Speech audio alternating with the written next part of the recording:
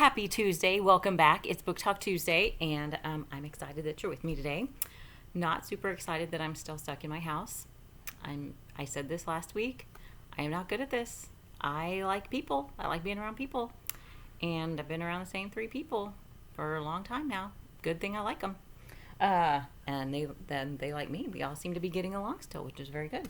Okay, so I decided that for Book Talk Tuesdays, while we're home, I'm just going to go to a different room in my house and do it from there or outside in the yard or somewhere every day. I can't go outside right now because my allergies are terrible, so I have to stay in, which is another reason I'm not happy about this. Anyway, but it is what it is, and we are doing our part because I don't want people to be sick, and I want us to all be well so we can just carry on with our normal lives. So stay in your house. Don't leave your house, and read lots of books while you're in there.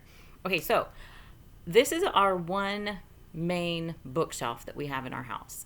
I have a few books in my room. The kids have a few books in their room, but we don't keep a ton of books in our house. I work in a library, so I just bring books home when I need them. If my kids need books, we just go to the public library and get them if we can't get them from the schools. So we just don't keep a lot of books, and I have cleaned out and cleaned out and cleaned out. This was super full for a while, and Mr. Wetzig said I needed to do something about it before it fell through the floor, which is not going to happen, but I did clean it out a little bit. But there are some books that I just will never, ever be able to get rid of, and so I wanted to share with you some of that, just to kind of talk to you a little bit about who I am and, just things that I love. I had a whole other plan that I was going to say to you when I came up here, but then I got sidetracked. Okay, so some of the things that I can never, ever get rid of are these board books that I read with my kids when they were babies. I love the stories. If you guys haven't read The Little Mouse and the Red Ripe Strawberry and the Big Hungry Bear, what a fun story that is. All of the books by Sandra Boynton. I had a parent at one of my schools when I had Madison that said, you need some of these books, and I didn't even know about them. They're so funny, and they're fun to read, and when you read them with little people, it just makes your heart melt. It's wonderful. This one, The Little Engine That Could, never can get rid of that. It's a classic, and it's good for all of life. It's a good book for all of life. Some others I can't get rid of are, I have a couple of Jack Perletsky books and a lot of Shel Silverstein books. Most of these are at school, but I do have a few here at home. I love poetry. I have always loved poetry. I think that is one thing that that drew me to Dr. Seuss, besides the fact that my dad would read them to us, but I just love poetry.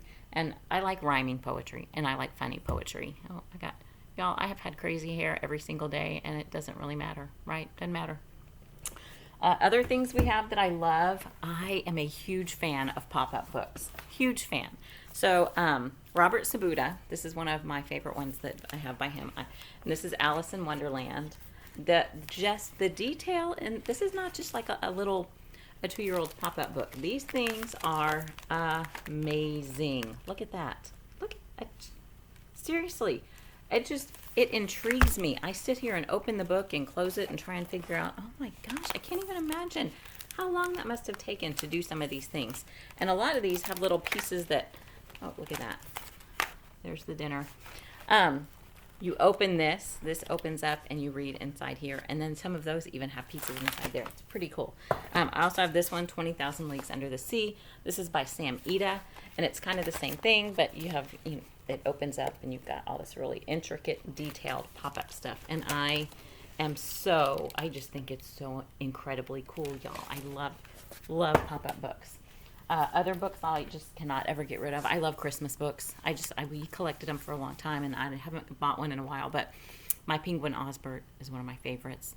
This poor kid, he would ask Santa for something every year, and Santa would bring him, what he asked for, but it's really not what he meant. So he got real specific, and he ended up getting the penguin that he wanted. But sometimes you don't really want what you thought you wanted.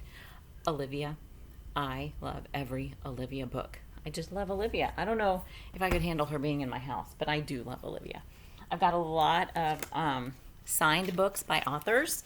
So this one, Jackie Mims Hopkins, this is the Gold Miner's Daughter. My favorite one by her, I think must be at school because it's not over here, is The Horned-Toad Prince. Y'all, it's a southern tale of the Frog Prince, and is one of my absolute favorite books to read aloud and just to enjoy. It's so much fun to read. The Horned-Toad Prince. You need to read that. Dad and Me, this is by Peter Catalinato. And Peter Catalinato was the very first author that I had when I became a librarian. So I had never had an author visit. I really had no idea what I was doing. I just was kind of winging it, which is what I do a lot of the times. You know, if you're not sure, you just fake it till you make it. Anyway, he came to my school, and I was trying to be real hospitable and welcoming, and what can I do for you? And I had this big giant TV on wheels. You guys don't know about these, but back in the day, we had these humongous TVs in the schools on these tall carts that were, so it was taller than me once, you know, the whole thing was all put together. Well, I was moving it. I don't know if I was taking it to a classroom. I don't know if I was just trying to get it out of the way so that he could do his program. But I was moving it, and in the library, we had a little story pit area. There were little steps down, and there was a story pit, and you could fit, I don't know, 2 to 4 classes, depending on how big the classes were.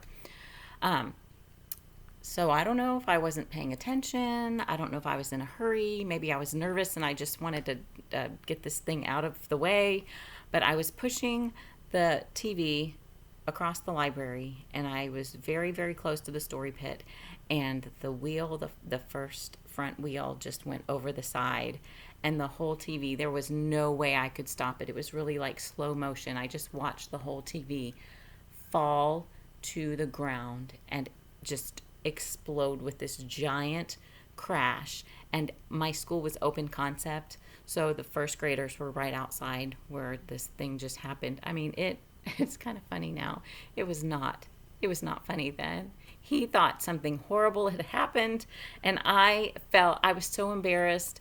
And not only that, I had to figure out, what do you do when you break a TV like that? It was very memorable, and I will never forget Peter Catalinato, because that is what happened when he came to my school. Pretty funny. I've got this one as well, The Places You Go. I got 3 copies of this. One's Mackenzie's, but I have my own. And then this one was given to me, and it's signed by a bunch of teachers at one of my schools. Here's the one page of it. When I was leaving, they gave me that. I have been at really amazing schools with really amazing students and teachers, and it's really been a blessing. But so those are books that I can't get rid of. I just can't get rid of because they're awesome. So I've talked a long time, but I just want to tell y'all one thing real quick.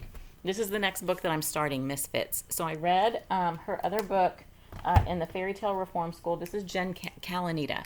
So Misfits is a new series that she has. It's the Royal Academy Rebels. But this is Fairy Tale Reform School, and the first one is Flunked. I read that one. I didn't read the rest of the series, but I loved it. So it's where fairy tale characters go when they need some help getting back on track with how they are supposed to be behaving as a fairy tale character. So I decided, I brought this one home because I was going to talk about it in a Book Talk Tuesday, but then I saw on Jen Calanita's Facebook that she is going to do a book club, an online book club with this and with Flunked. And her publisher, if you go online today, her publisher is giving the ebook of this. They're selling it for like $1.99. You can get the book for $1.99. Same thing with Flunked. So I decided, I'm going to read that, and I'm going to join the online book club. So she has Jen Calanita author on Twitter, maybe, but Jen Calanita on Facebook, and then she also has a YouTube channel where she has been posting. She was putting writing prompts on there last week, and every day she would do a different writing prompt, and students that would comment, she was choosing winners of just picking random people that made comments, and she was sending them free autographed books. So I told you last week, connect with those authors that you love. But this is one that you may not know that you loved. But these are definitely fun books to read. Middle grade for sure. Middle grade for sure. I wouldn't say below fourth grade, really. I mean, I think it'd be more fun for you if you're a little bit older to reading those.